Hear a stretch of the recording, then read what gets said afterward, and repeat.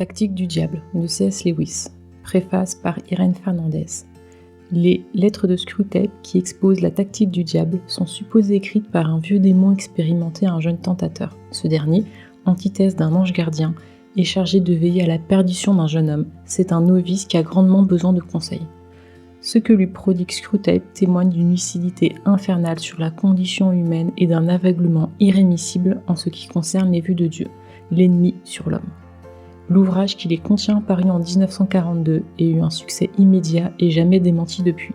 Il ajouta encore à la popularité de son auteur, C.S. Lewis, qui venait de se faire connaître du grand public par ses causeries à la BBC sur l'essence du christianisme, Mere Christianity. Lewis était un universitaire d'Oxford et formait avec son ami Tolkien le noyau d'un groupe littéraire, les Inklings, composé de chrétiens convaincus, catholiques comme Tolkien ou anglicans comme Lewis. Ils étaient réunis par le goût de la littérature et des mythes et de leurs rencontres dans ce qu'on appelle, d'un mot difficile à traduire, la fantaisie. Le succès mondial du Seigneur des Anneaux et des Chroniques de Narnia a donné au genre ses lettres de noblesse, mais ce n'était nullement le cas dans les années 40 du siècle dernier. Il était donc original d'utiliser dans ces lettres un cadre qui en relève, une correspondance de démons, pour exposer des vérités d'ordre théologique et moral.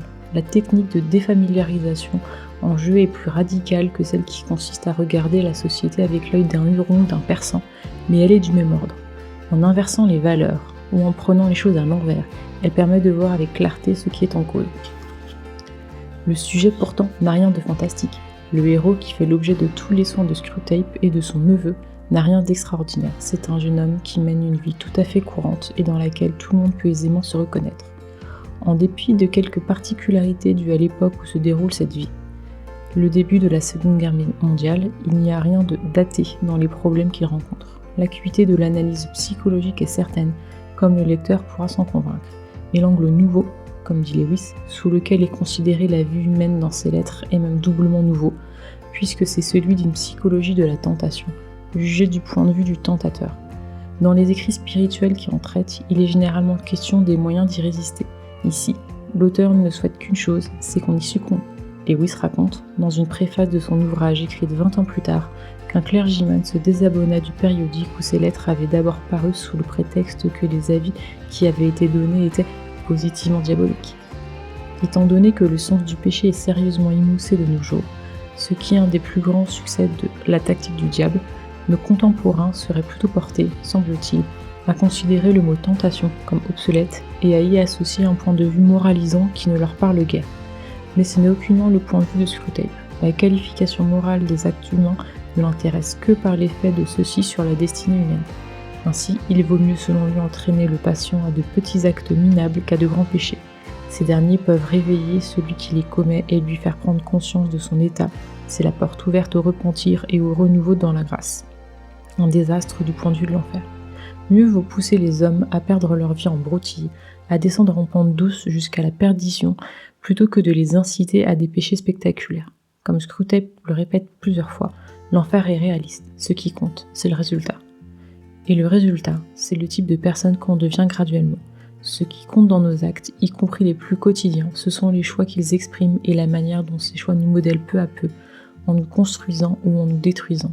Si Lewis en était resté à cette idée d'édification de la personne, on aurait déjà là une sagesse à laquelle bien des lecteurs ont été sensibles. Mais il va plus loin, en voyant la destinée de chaque être humain se dérouler sur fond d'éternité.